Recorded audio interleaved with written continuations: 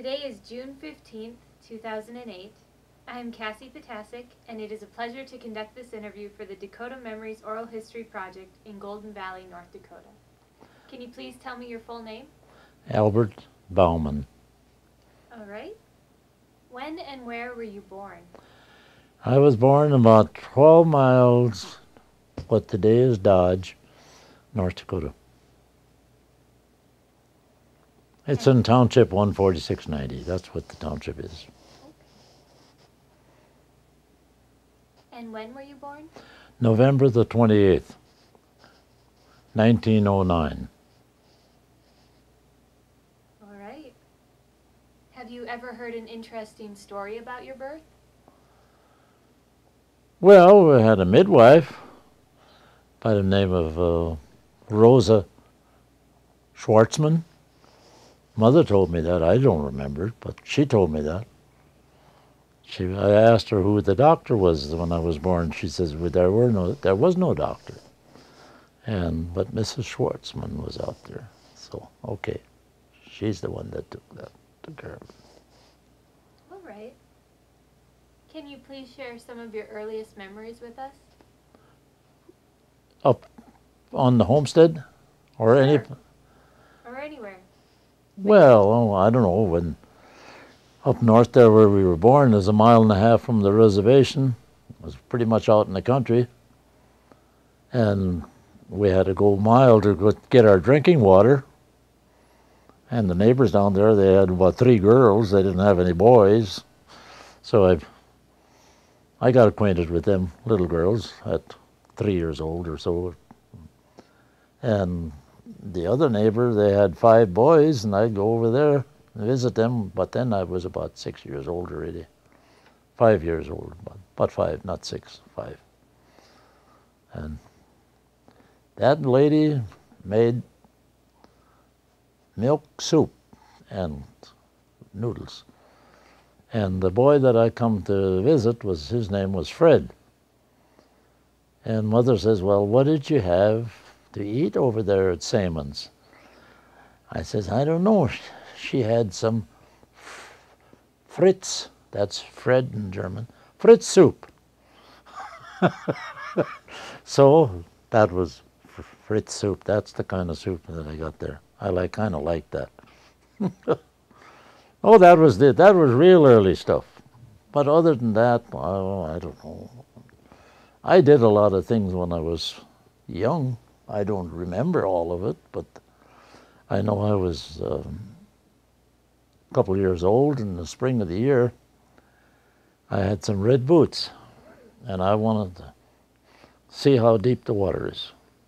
So I walked around, I went up to the neighbor. There was an old bachelor up there, about half a mile away from the house. Yeah, then I was missing, and then they started looking for me. And of course, they found me up at old George Sharper's place. I went up there. So I walked up there. I was just, I don't know, maybe 2 years old or whatever. At least I had little red boots. I got up there. And I crawled up on top of a tower. They were digging a well, and I crawled up there. On Sunday, the mother come out, and here I was up, sitting way up on the tower there, about, I don't know, maybe 20 feet high or 25, I don't know. Oh, she was scared. And then the guy that was digging the well, I don't remember all of that. They told me that then, but then it's something that happened. And she thought, well, he's going to fall down when he comes. No, he says, he was kind of a fortune teller, like. He says, just let it to me. He says, Albert, come on down, real slow. I got some candy for you, but you come down slow. I came down. I made it. Okay, that was early enough. Now I don't want to get any earlier than that. All right. Can you tell us what it was like growing up on the plains? Well, I mean, you're out there. There's really nothing. You just visited the neighbors, and that's about was no town life. Town was, well, when we moved down to the other place, we moved down there in the spring of 15.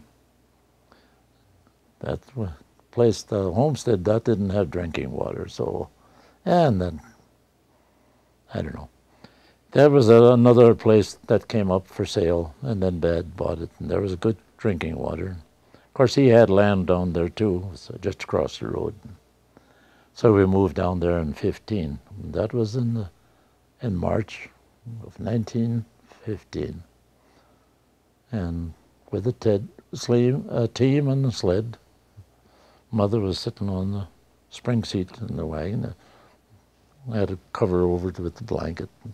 She was holding my young brother, and I was up there with Dad and going with the team.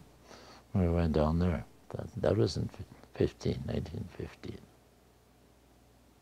Right. So, when you remember your childhood, when did the year seem to start, each new year? Was it in the spring with planting? Oh, I don't know. We had Christmas always and get presents, so we knew then was going to be New Year right after that. So I guess when I was old enough to know anything about days and time, I think then I knew it was New Year. Right. Can you tell us about Christmas when you were growing up? Well, we all got a small present, one present, that's all.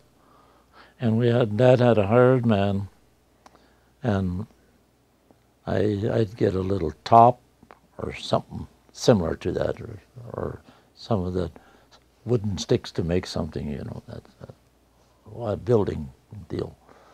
And he made a little box, about a foot long, 10 inches, 6 foot high and a foot long about. That's the way it was, a little box.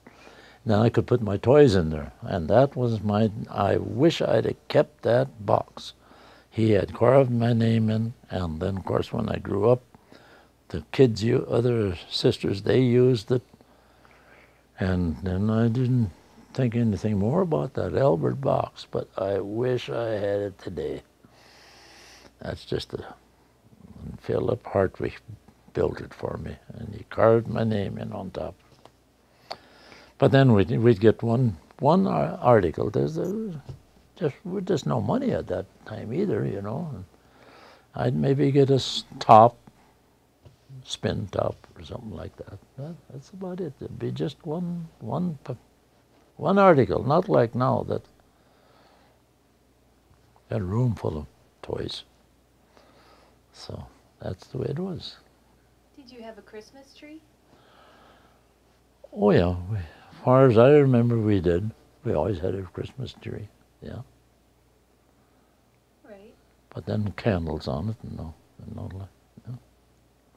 I know after the first, when I was married, we didn't have electricity in the house either. See, there was, and then we had candles on the lights, on the trees, and Mrs. and I went out milking the cows, and the two boys were at home. That was Lauren, was the oldest one, and Gerald. He was maybe 2, and Lauren was about 5 or 6. And we was milking all at once. Lauren came running over to the barn. He says, the Christmas tree caught on fire. I says, what did you do? I pulled it outside. Yeah, I says, where was Gerald? He crawled underneath the bed. Well, I says, Lauren, you were smart. That it didn't start burning. It was sitting by the window, and curtains and everything. And that kid was just 5 years old. And he knew enough he just grabbed that tree and drove it out, pulled it outside. He knew what to do. That was one experience I thought I was pretty smart of that kid. Right. Yeah. Is there anything else you remember about Christmas when you were growing up? We were always looking for it. Christmas morning, we'd get up early and go down and see if there's anybody down there. We'd hang up our socks or something like that. Yeah, well, sometimes there'd be a little something in there. That's about it. You know. But see, there was always an additional member of the family put in there every 2 years. There would be another one added to the crowd. And then it got to be that it was pretty heavy load for the.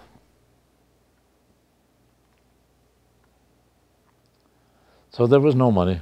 Well, then there was a present. We'd always get something. Maybe something to wear. Maybe when you get a little older, you got a pair of socks or something like that, or sometimes a little gift.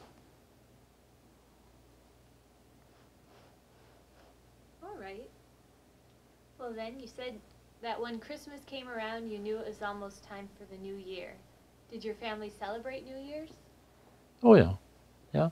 Well, it was first of the year, New Year Day. Maybe nothing different than any other. Well, it's just New Year. That's all. Okay. Usually, it seemed to be customary that the younger men, of course, they were a lot older than I was, but they would go around and wish you a Happy New Year. They'd come they'd start right after midnight, and they'd travel from one place to the next. And usually when they got there, they either got a shot of whiskey or an apple or something like that, and maybe $1 or whatever. And then they'd go to the next one, and they do that until about 6 o'clock in the morning, till daybreak. And but I never went. I didn't like that idea.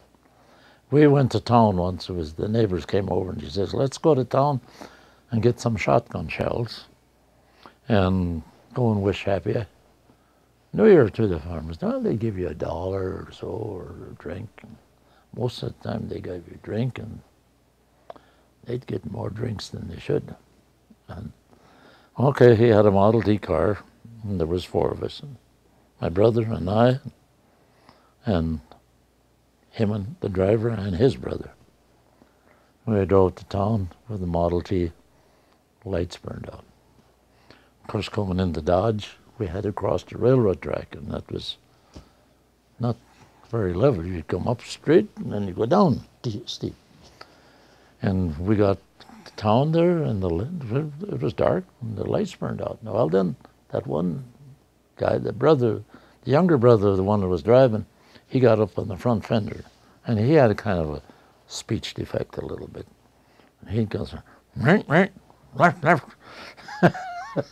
Went over the railroad track at Dodge, right, left. Tipped over and rolled the car upside down. And then was a touring, and when that went over, I grabbed my brother, and we got in between the seats. And of course, nobody got hurt, but the windshield was gone, and the top was pushed down. Well, and it was cold, and he was going to get some shotgun shells to go out and wish Happy New Year to the people. We came home. I says, "No, I'm not going to go along with you guys. I'm staying home." And well, then there was another guy that had a car. Then they went in a way, but that was that was a tradition that they'd go and wish Happy New Year to the older folks. They'd put the shotgun up to the window. They knew about where the bedroom was at, and then they'd have a verse to say in their German, "Daraus soll's Feuer fliegen." Now the fire is going to fly, or the shot goes off. And boom, that rattled their windows. That woke everybody up, boy. Yeah, that was not my style. I didn't like that. Right. Do you remember any other holidays that your family celebrated when you were growing up? Oh yeah, we always celebrated all of those holidays. There was, well, New Year's was 2 days. Christmas was 2 days. Second Christmas, second New Year, and then, well, Easter, Easter Monday, and there was Good Friday, and then there was Thursday. That was a holiday too, you know, Maundy Thursday. And then after that, Ascension Day. Well, for a while they kept that, but I know when I worked with horses, I was glad when Ascension Day comes. Sometimes I had to work anyway, but there was always church. They always had church. It was there that if you went to it. Yeah, that was always. They always had holidays like that. Did your family celebrate the 4th of July? Oh yeah, they'd go to town. Pretty much, just maybe get a quarter, and then you can buy some pop, 5 cents, cone ice cream, 5. Yeah.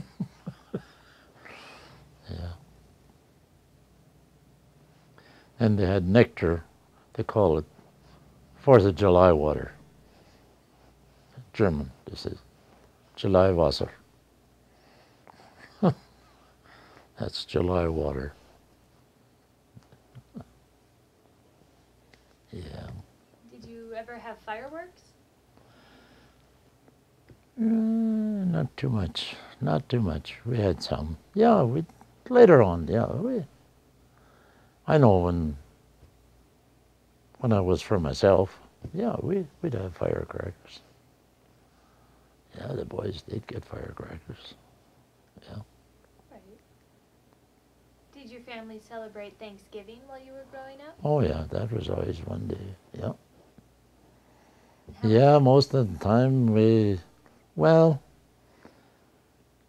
traveling wasn't that easy in those days. You'd have to either take the team, then we wouldn't go very far. Most of the time we'd stay home, unless it be just close neighbor that they want to have you come over or we go over. I don't know. They'd come over. No, that wasn't that much. But then, oh yeah, we always honored the day. Yeah. I don't know, never nothing about Columbus Day or something like that. Nah. Didn't know what that was. All right. Were there any other holidays like Valentine's Day that you celebrated? Well, you'd have to make your own Valentines most of the time in school. That was just a school holiday, you might say. My school activity. That's just make some Valentines and color them and give them to each other. Yeah. All right. Did your family celebrate birthdays when you were growing up? Not so particular. Not really. Oh, mother maybe made a cake or something like that, but it was just a family deal. Just a family deal. No big visitors or go visiting. No. Just stayed home. All right. Is there anything else about holidays or celebrations you'd like to share with us? There was very few that you really celebrated. It was just another day. I mean, well, I suppose they honored them like Veterans Day, you know, and after the World War. Dad had 2 brothers that got killed in Germany. He had 2 brothers over there that killed in Germany. Yeah. Oh yeah. We'd have a flag. We could put the flag out. Not always, but sometimes. All right. Well then, can you tell me a little bit about the grade school you went to? Well, I know I started out, I had to go 2 miles. They asked you sometimes, how far did you go to school? I said, 2 miles. Yeah, that was, I walked most of that. I walked most of that. I froze my ears so many times. I didn't have a decent cap, the stocking cap, and that was no good. Then finally, they bought me a muskrat cap, and that was good then. Then I keep my ears warm. But that wasn't very long. I was only about, see, I started when I was 7, 16, 17, 18. I don't know, maybe about 2 years or not any more than, much more than 2, maybe 3. Then they moved the school to a different location. Then it was only a mile away. Then it wasn't so bad. And there, it got to be, there was a lot of kids in that school. One teacher, and there was times when we had 40 pupils in that school. That was in the new school then already. That was big enough to, but there's only one teacher. Well, pretty hard for her to take care of all of that. Well, by that time I was maybe in the 6th, 7th grade, 8th grade. And then we would help the teacher out. See, like the first thing in the morning, they had a song or two to sing. There's always, it was what you would call a national school, songs and patriotic songs. I guess that's maybe the word to say. And then we have reading. Well, the 7th and 8th graders, well, they didn't have to read to the teacher. Then we would have to, as pupils, the teacher would take the 1st and 2nd grade, maybe, or maybe the 3rd graders, but so. Then from there on, they could read a little, and then the 7th and 8th grade students would take a group over there, or whatever there wasn't that. Then we'd help her out. So otherwise, there was just no way that she could do all of that and get done and by recess. And then we went out, and then after recess, well, then it was maybe arithmetic. Well, of course, we had our own class too, but then we'd help out too. She would take the younger ones a little bit, about to read or write 1, 2, 3, and so teacher did that. But then we would help her out with arithmetic, and then of course then we have our own class in arithmetic. And that's the way it was with different subjects. Well, when it got up to physiology or health, call it health now. Well, the younger ones didn't have that.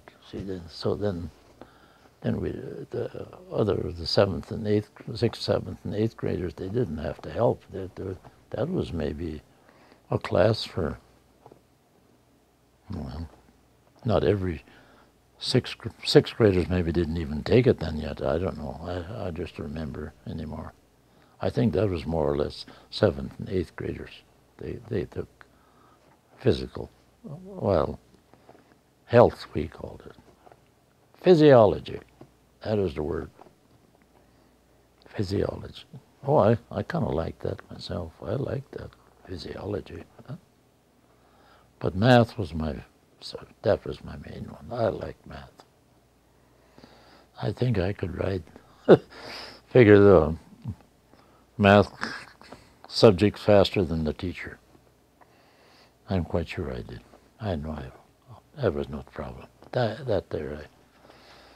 Some of the teachers, they weren't so sharp in math. Well, maybe the girls maybe were that way too. I don't think they were that sharp in math. Like the boys were better than that, most of them anyway.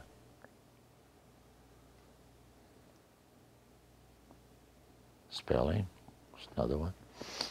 Spelling bees, we'd have that. That we'd have spelling bees, maybe. I don't know if we have it every week or not, but maybe, I don't know. We had occasion anyway. Yeah. Right? You said that math was your favorite. What was your least favorite? English. Them vowels, pronouns, nouns, adjectives, all this and that stuff. I didn't like that. That I didn't like. Math was good. Physiology, health, I like that. I like that.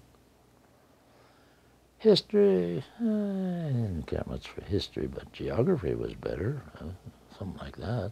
Oh, you had your favorite. I guess everybody had their own. Some of them liked this and some of them liked that. But then math and physiology were maybe my favorites. And English, I think that was way down on the list. Yeah. What's your favorite memory about going to grade school? Oh, I don't know. We had programs every year. We had maybe basket socials, and then we'd have a program, and then people would come and we'd have dialogues and stuff like that. That was kind of nice. We enjoyed that a little bit. We had to study and memorize your part and everything, and then you had to. We had practices oh gosh, I don't know. If there was a little spare time, maybe we had a little practice every day until, not for so very long, but then we'd have one in the fall, basket social, and then they sell the baskets and the money, the school gets the money, see?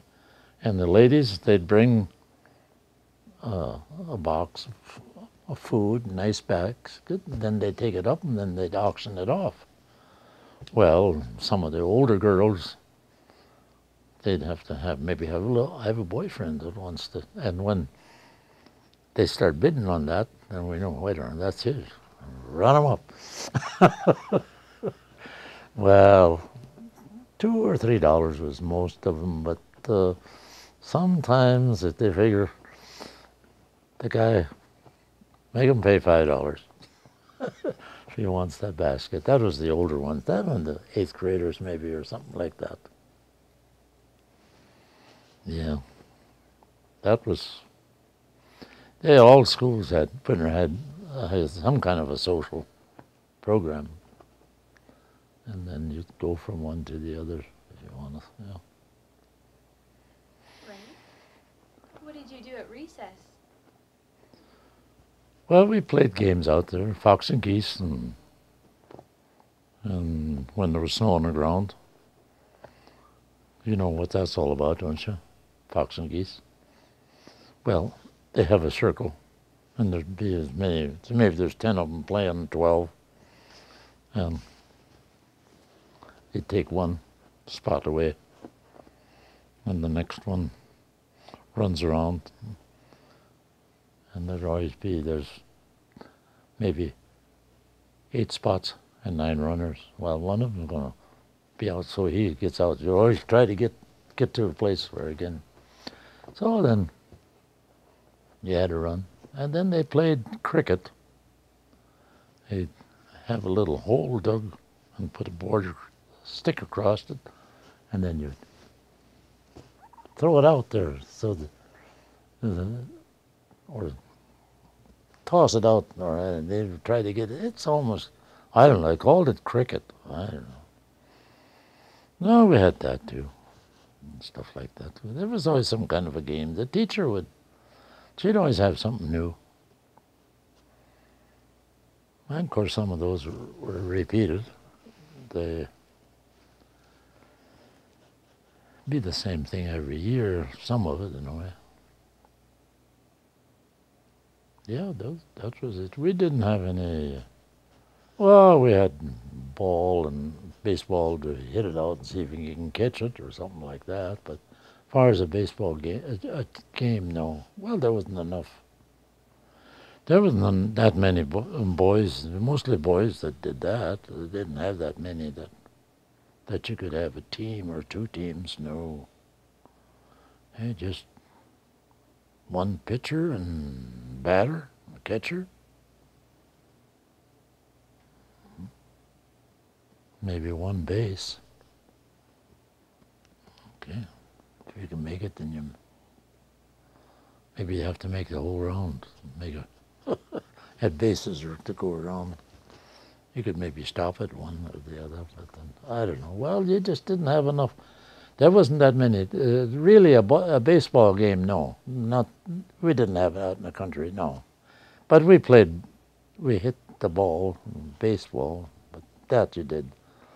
But in the summer, well, they had teams, different teams, but not school kids. They were the grown-ups. They each had it. One area would have a team, played the other one. Defiance maybe played, that was the school we went to, as Defiance. And maybe the school district 5 or 6 miles away, they had a team, then we get together and have a ball game. Well, try to win them. But that was a 9-man team then. See, they have 9 men. That was 4th of July mostly. All right. When you went to school, what would you bring for lunch? Well, whatever they had in the house that they could, a sandwich, an apple. Quite often we had apple, and maybe some jelly bread, or cookie. Had some cookies, you maybe have a cookie or so. We had not everybody had a gallon pail. We had sometimes towards the end we had lunch pails. Well, that was kind of nice. You'd get maybe a lunch pail for Christmas, and then you had a pail. You didn't have to lunch basket, a pail. Then not this is a pail. You could call it a pail, but it was a basket. Well, then you had that. You could carry your lunch in there. But it was just, maybe get 2 halves. Well, you take 2 slices of bread, and cut them in 2, and makes 2 sandwiches. You maybe have 2 of those, like that. 2 sandwiches, an apple, and a couple cookies. That's about it. And then you bring your own water. Well, when they moved to school, there was the church was up there, and the pastor lived there, and then he had a well, and that was about a block and a half, maybe 2 blocks. No, it wasn't 2 blocks away, but pretty close. And we'd go and get our water there. Then we'd have water at school. Yeah. All right. Well, how important was getting an education to your family? Well, Dad was determined that we all have 8th grade at least. Now, we all went through the 8th grade, or better.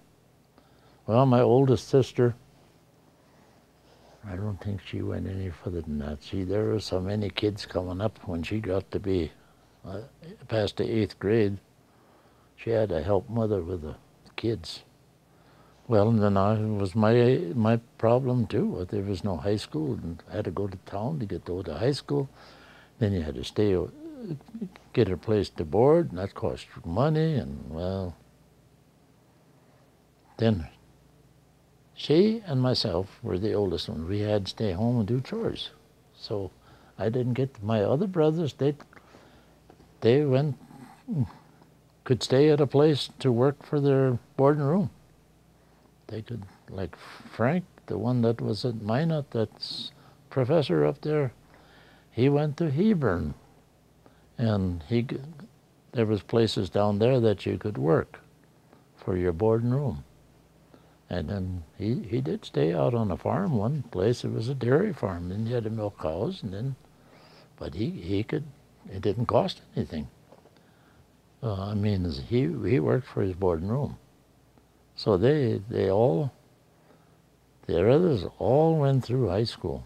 They all had high school education, every one. And then there was Frank, because he went to university from, I think he went to school till he was 40 years old or something like that. I don't know. He went a long time. And my other sister, she was a school teacher. She went to school. She went to Dickinson, through high school, and then she went to Dickinson to the college there, and then she got, I think she more or less worked her way through school too. So, no, they all went. They all went. They all had to go. It's just us two older ones that didn't. We didn't. We had to stay home, do chores. Yeah.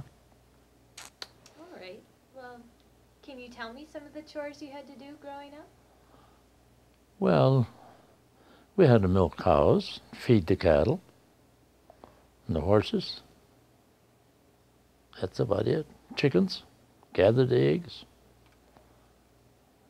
Pigs, feed pigs and stuff. Well, pigs, that was Dad's. He would take care of some of the pigs, but then not always. But the rest of the chores, the gathering the eggs, the boys didn't have to do that. That was the girls' job. They gathered the eggs. And what we had to do is take care of the horse. I had to take care of the horses and cows, feed. That was my job. My sister, she was in the house. She had to help wash diapers and stuff. They didn't have those throwaways. They were all, you wash them and get them ready for the next one.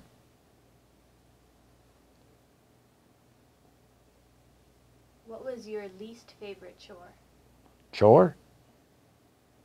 Milk cows. Of course, see, the girls would milk too. They had to milk. They helped sometimes. Not in the wintertime so much, but summertime they helped. Well, we only milked about 8 cows. That's about all we milked. Not too bad. Were chores very different in the summer than they were in the winter? Oh, in the summer, no, the cattle were grazing, and then no, we had to go and get them from the pasture. Had to go out when it's milking time, go and bring the cows in. They'd walk out in the pasture and bring them in. Sometimes they had to walk a mile, maybe not quite a mile, but pretty close. See, we were in the northwest corner of that quarter, where the pasture was, and in the southeast corner, sometimes they get down there. That's where the grass was more, and the water was at home. There was no water in between. So we'd have to go down there and get them. Okay. Is there anything else you want to share with us about chores when you were growing up?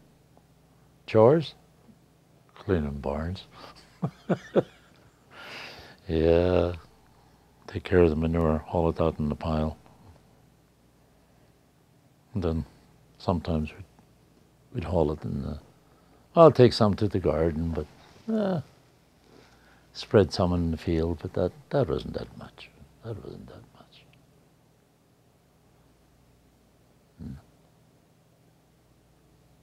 Okay. There was always manual labor, whatever it was. You cut hay and you raked it, bunched it, and then you go out with a hay rack and load it with a fork and come home and then unload it with a fork again and put it in a stack, and that's the way it was. Just work. Always work. Grain the same way. There was no elevators or nothing. You unloaded it, with a shovel. That's where I got a hernia from that. That's when I got a hernia from. How old were you? How old were you Now? when you got your hernia? Oh, I suppose about 18 or 19. Did you go to a doctor? Not for a long time. I was on my own. Then it got so bad that I had to get it fixed. I just had to get it fixed. Couldn't help it. Money or no money, I had to fix it. So I was myself then. Then I wasn't myself. Yeah. What kind of medical facilities were available? Well, there was doctors, like at Halliday. We had a doctor at Halliday, which was 13 miles, I guess, away from home. 13, yeah. Yeah, good 13, maybe a little more. Because you went kitty corner, you didn't go. There was no highway at that time. Not the real early days, there was no highway. There was no highway. There was roads, but then there was no gravel or nothing on it. There's just cars, they maybe made 25 miles an hour or so. Oh, when I got on it made 25. The kids, I'd change oil for Dad in his car, and then I says, well, let's go in and see how the car works. And going north of the place, there's two little dips like that. They get in the back seat. I'd go over real fast. Go do it again. They says, turn around. It tickles the stomach. And Dad, he'd never go that fast. I'd go to town, like go to church, to go over one hill in between there. It was a pretty big hill. And he'd always shift on that hill. And he didn't go along. He just me and maybe 4 other ones, or 3 other ones. And get that Model A Ford going. I'd make it in high. Yeah, well, those were the days.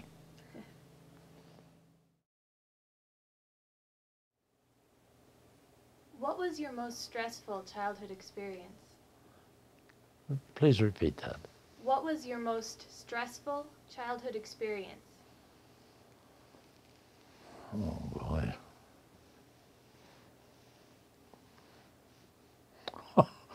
Well, we had so many of them, I don't know which was the worst one.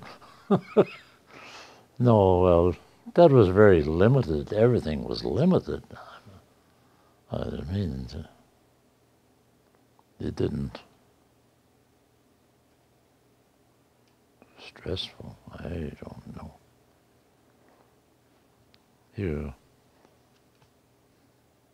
I didn't have a car or anything. I would have liked to have had one, but then I didn't have it. So it was a saddle horse, and then, well, of course, when I got a little older, I'd take the truck and stuff and go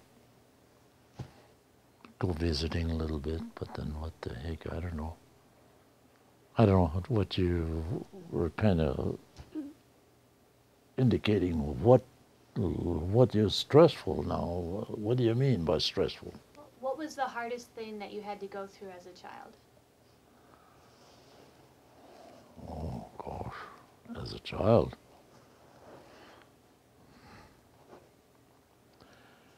Well, I don't know. I just always worked. But then that didn't hurt anybody. I'm still living, so that wasn't so bad. But no, as far as getting around, I had my transportation was saddle horse, and then that was about the best. Okay. Well, can you tell us what your happiest childhood experience was?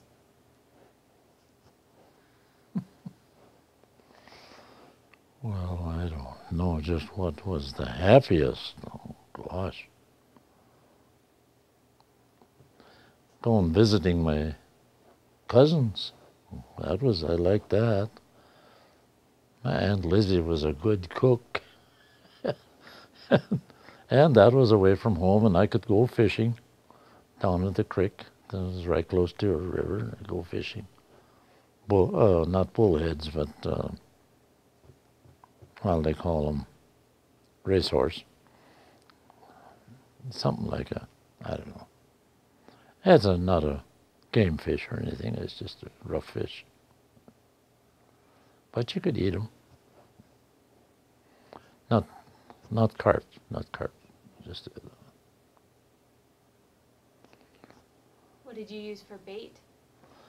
worms, grub worms, white ones from cows, grub worms, and that's about it. It was worms mostly, or some kind of a worm, whatever. All right. Can you tell me about your cousins that you visited? Who they were or what they were? Well,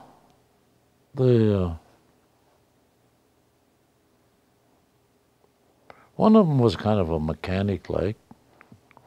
He wasn't just the most visitating cousin. He was more or less for himself.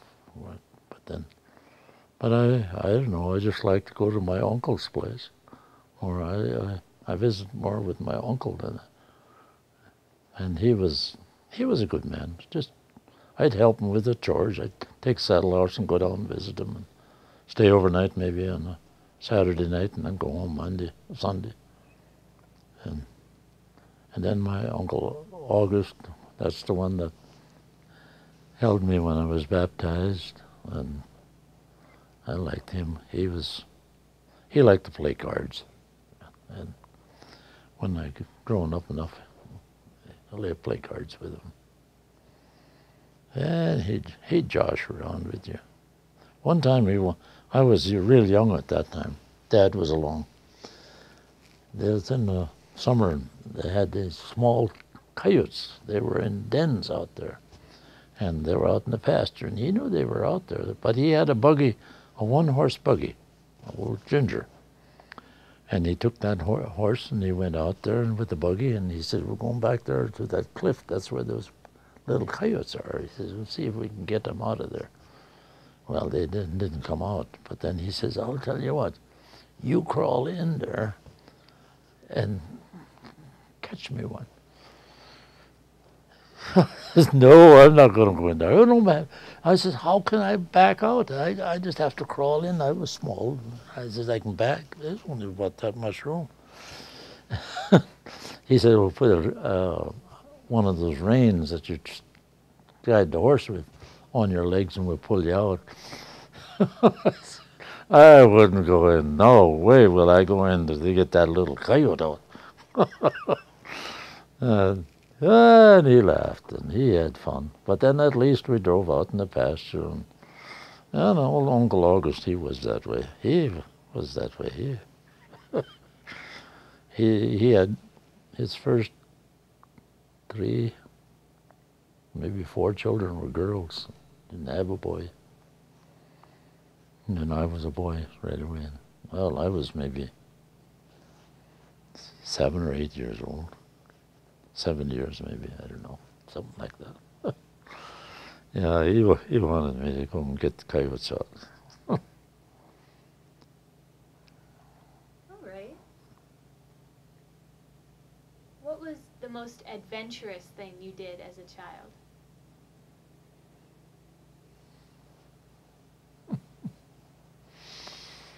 Well, what I did that was adventurous, man. You didn't have quite a variety of things to do. It was just, you'd go and visit people, and you'd be there visiting, have a meal with them.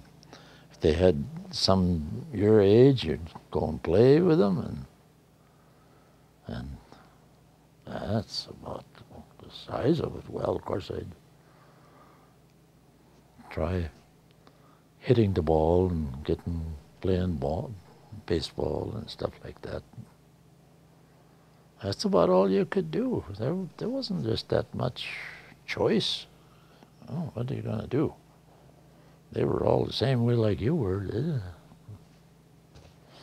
was nothing going on. They were just out in the country. 15 miles or more from town, 10 miles. My uncles out here, they were a little closer. They were 6, 7 miles from town, so that was different. Yeah. Did you feel isolated growing up out in the country? Somewhat, yeah, yeah. Because see, there was nothing in town here. They didn't have roller skating. Oh, I got to 1 or 2 of those roller skating. They tried, being that I wasn't that good a skater, they'd let me go on the end. And then they cracked the whip. You know who would fly. That it was my cousin that had the skates. He was from Bismarck. He come up here and you could rent the skate and roller skate in the old hall down here. That's tore down now. They tore that down and built a new one. Yeah. Cracked the whip. I'd try to get in the middle if I could, but you know how the kids are. They know that old farm boy out there, and he isn't that good on the skates. Well, that I wasn't. I never had much chance to. I never had choice. There was no choice. How are you going to roller skate out on the ground? There was nothing. There was no sidewalks or anything. What the heck? And no. So, at least they had fun. Yeah. All right. That was maybe about the biggest excitement that we'd play baseball trying to beat the other guys if we can do it. We'd do that, but then that was just baseball in the summertime.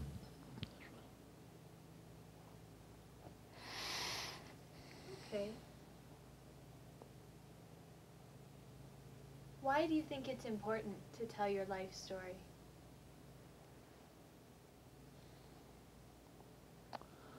Well, that was backcountry stuff that we grew up with.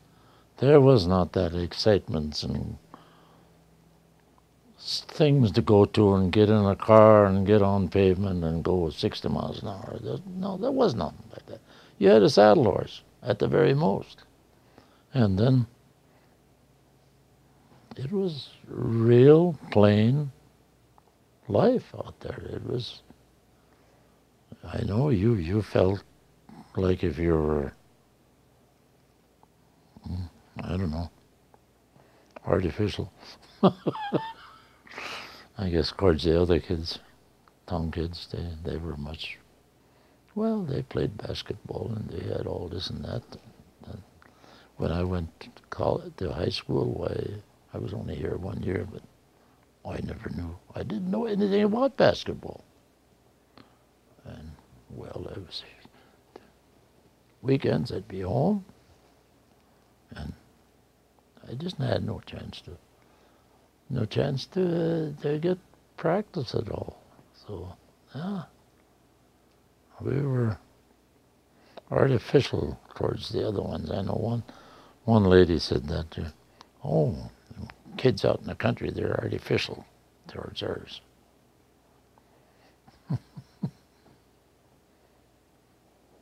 Yeah, so. Are there any other thoughts or observations you would like to share with us? About the Germans from Russia? Sure, or about your life, or about anything. Well, I don't know. We had to try to be self-supporting, pretty much. I mean, and we had our work to do. Parents, most of them, they didn't have much money, but everybody had a large family out there. Heck, there were 10, 12 kids. That was putting their maybe average, at least 8. So, I mean, just a common life. That's about what it amounted to. It was very common. You weren't skilled at anything, really. That's the bad part of it.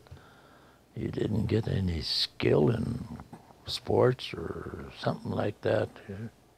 It just dead out there that way. What you call dead now. Now you just drive. You can be out 20 miles, but if you want to go to town tonight, you get in the car and go. There. I don't know how old I was before I ever got into a town. I don't know. I just. And if it was maybe 4th of July, I know at Halliday we'd go. Sometimes we'd go up there for the 4th of July. Well, that was it. Then you were in town. And then you stayed at home. So it was, didn't get the training that these kids get now.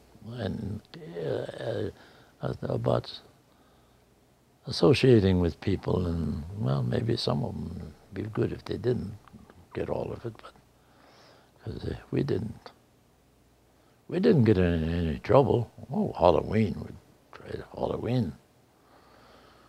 We'd try to do whatever we can, get by with it. I'd come to town, maybe take saddle horse and go to town. Get together with you guys and do something. Drugstore downtown. And that was in Golden Valley area, we had a drugstore. Took the toilet, took it over and put it on the steps of the drugstore. Try the drugstore first. That was their motto, advertised. So, and they had a toilet in front of the drugstore. And out in the country, why we tried to put something up on top of the roof. We wanted to put a wagon up on top of the roof once. We got started. The guy came out and he says, "Boys, what are you doing out there?" And he was a ex-soldier. We knew that he'd maybe fire at you. I don't think he'd fire to hit you, but you never knew. And we had that wagon tied up to a saddle horse on a horn with a rope, and we took off and took that wagon box down in the creek so he couldn't see us. And we'd untied the rope and took the saddle horse and beat through the pasture and get out at the other end and get away from him. That was, and we'd harness up some cows, maybe in a neighbor there, he had cows in the barn. We'd go in there. We knew he was gone. Him and her were gone. When the dogs would bark, well, we'd go in the barn and harness a cow and let her go. This Ludi Tarbert, he was a tricky guy. You couldn't, he had a car. He had a Ford Roadster. And I didn't go along with him, but he came and he went over to the neighbors and he picked up a fella there.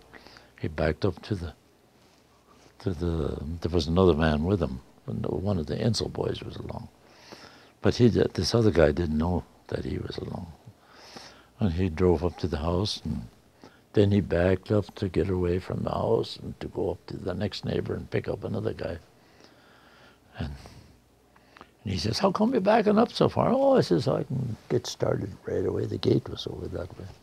And the other guy jumped in the back seat, and they went up and picked up another fellow. And they took him to town.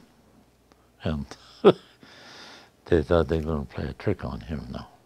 And they did. He got going and he started talking about in the fall of the year about robbers being around. He says, they rob a guy. And this one fella, he crawled out on the running board and ran up to that ford. He had the choke up there. Choked. "Well, it's a hold up here." And he always carried a pistol with him. And then he says, Leo, got your pistol? No, I forgot it. Well, get out of here. So there's three of them in the seat in front in the roadster. Get out, and we'll go and get that guy. That guy out. When he got out, they took him down, they pressed him down. They was going to rob him. Well, then they let him go. But he was so scared, he filled his pants. He got up the alley. He went in, bought himself a new pair of overalls. And yeah, he had him down, and he says, Leo, pull your pistol to your pistol. I don't have it, he says. And then they let him go, of course. But, he was a tricky guy, that Ludi Talbert. He could fix everything. He was ornery that way. I know he went to town with me once. I had the truck, took some grain into town. And my fella, he was kind of, I knew him quite well. Actually, he was a cousin to the lady that I was going with. And he had booze. So I went and I bought a Mickey. And I knew that Ludi, he would drink it all up so I didn't let him know I had it. I was in the truck, but he was pretty smart. He figured maybe he was anyway. And on the way out of town, he says, boy, I got a tooth thought. If I only had a shot of whiskey now, he says, so I could kill that tooth. Well, he says, maybe I got a bottle out. He took a good shot. So now it's good. We drove a ways. It's back again, he says. By the time we got home, there wasn't much left of that Mickey anymore, that old joker. He drank it all up. Oh, Ludi. He got me that night. That time he got me. Yeah. Yeah, oh well. They'd play tricks on me. I was younger. They'd say, did you ever look through a sleeve shirt of a jacket, the sleeve? And you look through there and you can see the angels fly. Well, they did that. You got to lay on the floor. Okay, that was a hired man. We had a hired man, and this other guy, he was an older one already too. They come up to visit, and he had tricks. They played tricks on me. And then they went to work and got a few ashes from the stove, the dry ashes. And I looked through and he says, can you see the angels? No, I can't see any. He let them put the ashes down. Now then I had to rub my eyes to get a, oh shucks. Oh, they had fun with me. And I was the younger one, and they had fun, but I didn't. Yeah. Well, they tried to play tricks on everybody. That was a game, seems like. Play a trick on a guy. Yeah. Those were maybe good times, bad times. All right. Is there anything else about your childhood that you'd like to share with us? Well, when it was your childhood, I was about 17 years old. And Dad bought I was a little better than 17. I was a little better than 17, about 18. And he bought a car. Well, we drove to town with a truck. I took some grain in with a truck Saturday nights. My brother was along, and a neighbor, that Insel, the one that tipped the car at that time, he was along with me. But he was kind of a husky guy. And this was a case car. And Dad left it in town. He couldn't trade it in. The car wouldn't take it. It was a 7-passenger case car, touring. And he bought that Model E. And he had it in the garage there. And this was in the fall of the year. And then he says, your dad, he saw me in town there. He says, you know, your dad's got that car, old case car in the garage, and these traveling salesmen, and at that time, they would come to Dodge, and there was a hotel, and they'd stay overnight, and they had a car, and they'd want to store it in the garage, pay $1.50, I guess, what they paid. And he says, it's taking up my room. I got to get that car out of there. I'm going to charge him. If he don't come and get it, I'm going to charge him rent for it, or take it out and set it outside. He says, I'm not going to keep it anymore. Well, I says, I guess I can take it home tonight. And, well, okay. So, started it up, and my younger brother, he was driving the truck, and this other guy, he rode with me then. And we were, about 2 miles, not quite 2 miles, about 2 miles from home. Lights burned out. Well, and the roads were real narrow, and, well, he was with me with the truck and back, and I was driving along, and they had a big culvert that they put in, but they didn't slope it out any, putting her straight down the wall. And I got over to the side, rolled that car, and it was a touring, and it had them bucket seats up in front, like that, and I got over where that bucket seat was in my back, and see, it was a touring, and it didn't flatten down right away. It rolled over, and he was sitting alongside of me, and as that went over, he jumped out.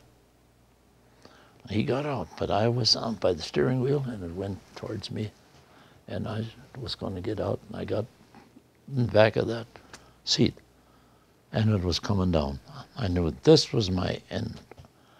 I says, Fred, I'm choking. I'm going to choke. I'm going to get crushed, unless you can lift that car enough that I can get away from that seat. And then he got underneath there with his shoulders, and he lifted that case car up enough that I could get away. And I says, let go. And I thought that was the end of my life, because life was just like a train went by. This is it. Well, it saved me. It saved me. And that I had to thank him that I had him along. If it wouldn't have been that, that'd have got me. That'd have been the end of me. I wouldn't be around today, that's for darn sure. So that was a time that I will always remember. Well, we're sure glad you're still around. So thank you so much for sharing all of your stories with us. Okay, thank you. You're nice. Yeah.